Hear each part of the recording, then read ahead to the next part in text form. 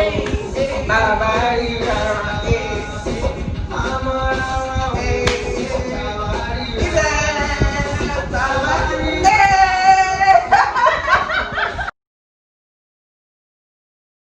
guys, welcome back to another episode of Chit Chat with Nana. Of course, it's your girl Nana. And if you're a returning subscriber, yay! And if you're a first time viewer, please subscribe to my channel. Like I always say, it is absolutely free. And if you're watching me, you might as well just pin subscribe. So on today's episode, I'll be talking about growing up in a Nigerian home. I'm sure all of us have all these stories, all these things that our parents have done to us or our parents did to us that we always look back on now and just laugh about it. So I'll be with my friend on today's episode and we'll just be chit-chatting, just be saying anything that our mind tells us to say. I hope you guys like it. Please like, please subscribe. Hi guys, so today I have with me my friend Aniekpeno Obot, CEO Aniekpeno, and today she's going to be with me on the show. I'm talking about growing up in a Nigerian home, how it was for us, what our parents did that we liked or didn't like, just basically just banter, just chatting. So this is Annie. Hi. Everybody that comes on my show is a bit shy because I'm a celebrity now. I'm a celebrity now, like, oh my god, I'm a chit chat with Nana. I mean, it's okay. We're happy to have you here. Thank you. Like, how was it growing up for you? And It was fun mm-hmm. and annoying and very strict. It's true. Annie's parents are strict. They didn't let her to go out. They had a beautiful flower. They had a beautiful flower, and they're like, nah, you can't be growing up. I couldn't even go for secondary school parties. Nothing. I never. So your secondary school life was boring. Very boring. But you still turned out to be a good girl. You still turned out to be a good girl. So for me, I feel like it was chill though. Like my parents didn't have any problem. Growing up, like my mom was the strict one. She used to beat us, and then her own beating.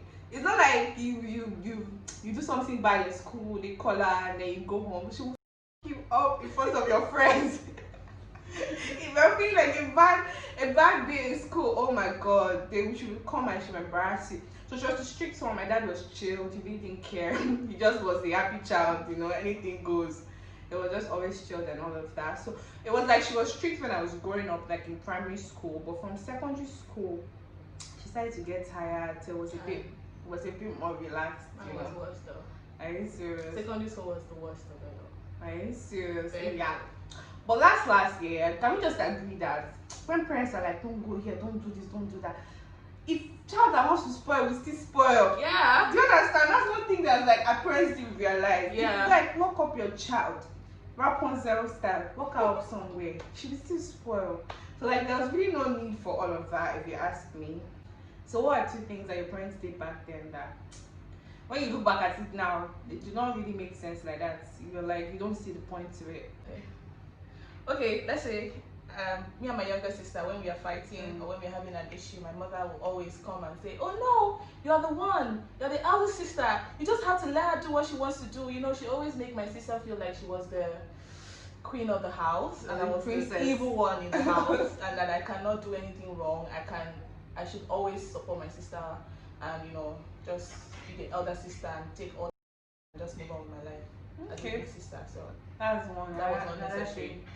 Another thing was that I don't know, she was also she'll wake me up in the night when she comes back from work late to cook for her. Wow. And wash the plates. If I don't bath my younger ones in the night, she's like, oh my god, being a first sister. It was so stressful. Oh and God. I think it wasn't necessary waking me up in the night. Like I'm sleeping and like, stand up, go and bath your younger ones. What did you do since morning? Where have you been? That kind of thing. Mommy, it wasn't necessary.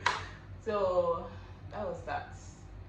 And then having older friends, my mother never allowed me. She felt like they were going to corrupt me. I don't know why. It's weird because as a person if you have older friends who are like way older, you mature faster. Because then what your people your age are looking for, that's not what you're concerned about. Yeah, I don't know. I just felt that I felt more safe, or I don't know. All my friends were like 27, 25, and I was like 15. So I was very, very young, and my mother never allowed that. I don't know, I thought it wasn't necessary because part of it actually really helped me. Because my mother never listened, and I couldn't talk to her. I wasn't free. So they were like your yes, therapist. yes. Well, for me, it was more like me and my elder sister would fight, and my mom, she would look at us as we're fighting. And my sister, Anita, God, oh Lord, she used to use her nose to scratch me. I was bigger than her, so when we want to fight, do anything, bush. My whole face, she's not scratching me. But my mom would see us fighting, she would not say anything. She would let us fight it out, kill each other, then she would now come and beat two of us. So that's how we are worn out from fighting. We don't chop beating. When I think about it now, because life is so, like, things are so careless. Imagine we had fought and one person pushed you, another person hit the head. You can't be looking at kids fighting and then you just leave them. Like, when people are tired, they now come and beat you on top. So that was one thing that I didn't think was necessary. Let me think. Another one. I don't know. That's all I can come up with. Okay. Anyway, next question. Let them know one thing that your parents did whilst bringing up that you think that you wouldn't do to your kids, or you think that you do differently. Okay, I think my parents, they never had time. They didn't listen. Like, you can't even talk to them. They make it look like they were gods. I don't know, scary. So if something is bothering me, I cannot even go and talk to my mom because I cannot open up. Yeah, and that was very, very, very bad because if I cannot talk to my mom, I mean, you know, so a lot of things happen and I just have to eat it up inside of me at that young age. I couldn't talk to my mom because I just felt like she was that strict. My mother was very, very strict.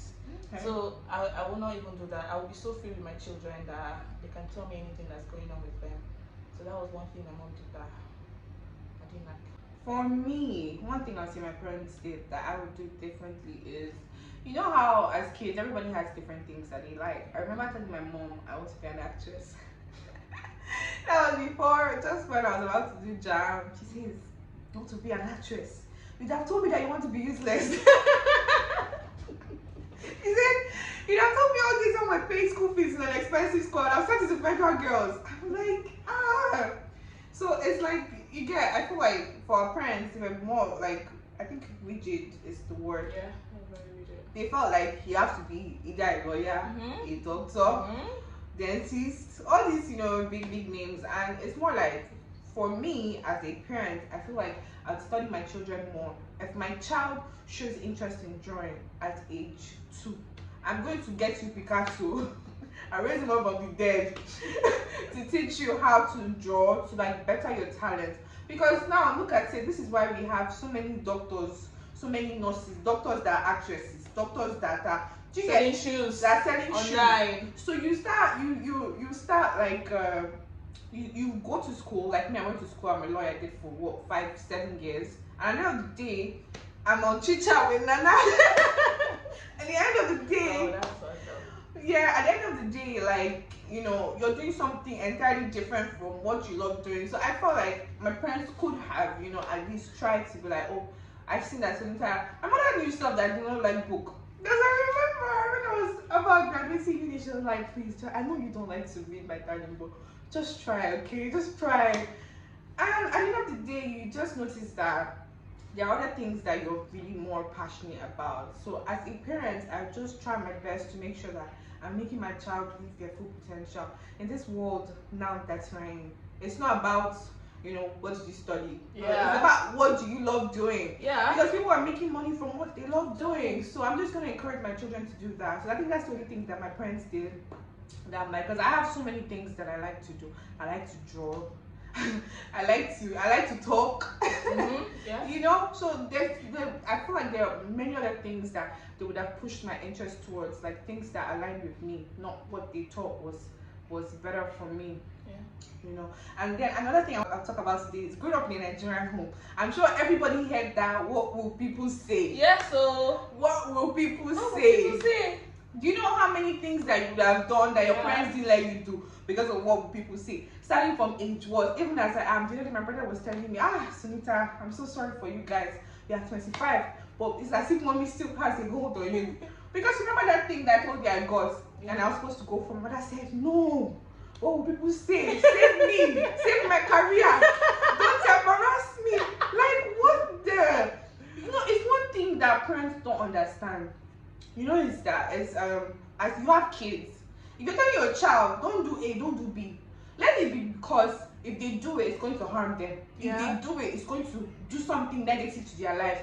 Not because of what will people say. Like, people are not paying. If your children are hungry, people are not paying the bills. People are not giving you food. People would only laugh at you. So I mean, like, I thought one thing our parents did was like limit us in laws. They did. Based on what people were saying. Funny thing is, I don't know if they didn't get the memo. If your children are doing good, if they're doing bad, irrespective, people would always say something. You know, so don't limit. Because this thing really hurt me, this particular one with my mom, because like, it's more like, you know, say, oh, don't do this for yourself. Give me reasons that, you know, I'm a logical person that would work with me. Just tell me, don't do this, don't do that, because I think they'll want to tell me, save my career. Oh, mommy, I'm sorry. Honestly, I think she watched this video too. But like, I feel like everybody heard that. Do you have any particular experience that stood out for you that your mom was like, what will people say? I can't remember. My mother's always saying that. What will people say? Yes. Well, I'm sure every other person if she sees you talking to a boy and, oh, what will people say if you get pregnant? What will people say if you do this one? Why are you talking to a boy? Why are you doing this? Why are you doing that? Another thing I think I would do differently also is give my child sexual orientation. Oh yeah. I feel like with our parents, it was more like a topic that nobody could ever discuss. Who born you? Like, yeah, your mother, your father was talking about boys that have a boyfriend. Even at this age. At this age, it's still really funny. I'm telling you. Because growing up there, I remember my mom telling me if somebody just touches you, boom, you get pregnant. Honestly, as funny as it sounds, I literally believe that if a boy comes like hugs me along 9 months, Let me so there's one day I was standing on the road with a boy. I think I went to get something, and just like a neighbor, he was like, "Oh, Annie, what's up? How are you?" And then my mother just walked past. I'm like, "Mommy," she didn't say anything. She gave me this very evil smile, like, yo. And I was like, okay, he said, no, wait, now let me. I said, don't worry, I'm coming back. He's so bad. And then when I went home, I was like, pack your things and go and stay with the boy. No, that's where you belong. Go and stay with him. Go and live with the boy. Pack your. I'm very serious. And she was very serious. Like, I had to cry, Mommy, no. He said, no, why should you be talking to the boy? Do you want to disgrace him? What will people say at your age? You know? And it wasn't even funny. I think I was 17 or something, and I don't get. So please, promise in the world. I just feel like we should always talk about sexual orientation, because now the world has progressed. It's gone forward a bit. Even at primary school, children know what sex is, children know what kissing is, children know all these things. So it wouldn't be bad to bring your child close enough to be able to have this conversation with you. Oh, mommy, like a boy in my school was looking at me funny. Oh, daddy, blah, blah, blah, blah. Do you get what I mean? Obviously, like we all know, children will not listen, because how many things the elderly people tell you, oh, don't do this, don't do that. It wouldn't matter 10 years from now, but you still do it because you want to live life and experience. And to put this out there, so one of the things that I really appreciate growing up in my home was like, for me, my mom, in like when I got older, she didn't limit me. Do you get what I mean? If she was more like, go out there, experience things for yourself, and live your life. Because even in school, I grew up in Calabar. She grew up in Calabar. You know, Calabar is a small place. You know, everybody knows everybody. So there are days where I go some certain places or do certain things, and then my aunties will go back and tell my mom, oh, we saw her here, we heard this. And my mom is like, when you were in university, did your parents send anybody to watch over you? My auntie's like, no. She said, so leave her alone. let her live her life. So I give my mom proofs for that, because I'm like, you know, she made us be like, you know, how would I put it? Just live our best lives. That's one thing. And my mom always did that. So low-key, it was like a mental note for my siblings and I. Were like, you know, we could do whatever. But there's one thing we know, it's not to bring shame back to them. So that's one thing I give them. That's why growing up, you know, sometimes when this happened and I was supposed to do something and my mom sends me, and I'm like, it doesn't make any sense, because all my life you brought me up to be independent in my choices. Do you get what I mean? Yeah. If I want to do something, just be true to yourself, and then you come and limit me again because of what will people say. Our parents are touchy, like today they are hot, today they are cold. I don't know what's going on. But like growing up in a Nigerian home, I wouldn't trade those experiences for anything. Because either way, however your parents raised you, the good, the bad, and the ugly is what actually made us into this beautiful.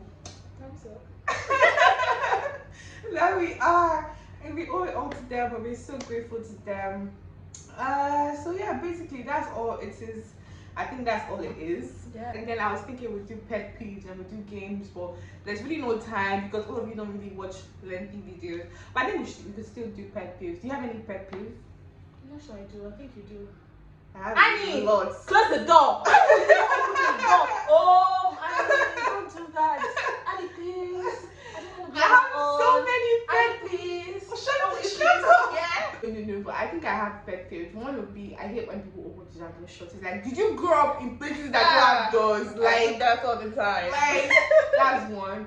And if I do something for someone, even if I just do your hair like this, I don't tell you thank you. Oh my god! Oh my god! My sister is always like, what is the thank you doing for you? I don't know. I just feel like anything. So if somebody opens the door for you, you say thank you. You know? Anybody does anything for you, say thank you. So that's one second pet peeve of mine. And I think the last one is when someone tells me they'll do something and they don't do it. Do you know how many people have fought with? Even for like the pettiest of things. I don't know, it's just me. If someone says, oh, let's say, I'll send you money tomorrow. I did not ask you. I was on my own. You might say, you know how you doing? God, I'll send you money tomorrow. And then tomorrow comes, and then you don't send me the money. And then somewhere in your adult mind, you don't think that you should message me and be like, oh, I'm sorry, I said I'd do this, but I couldn't. I'll do it some other time. You just leave me hanging. Oh, that thing really irks me. So I think that's like 3 pet peeves. Anyway, so that's it on today's episode with Annie Sparks on Instagram, Aniekpeno Obot on her international passport of Annie's Cuisine. So I'm gonna put her business handle on this video. I'm going to show you guys some of the amazing food that she's made, and she's in Lagos, Nigeria. So if you're in Lagos, please order, patronize her. All right, so see you guys in my next episode. Bye bye. See yo, we run things, things the wrong way. Wake up in the club, get them in the club. We got busy body, yeah.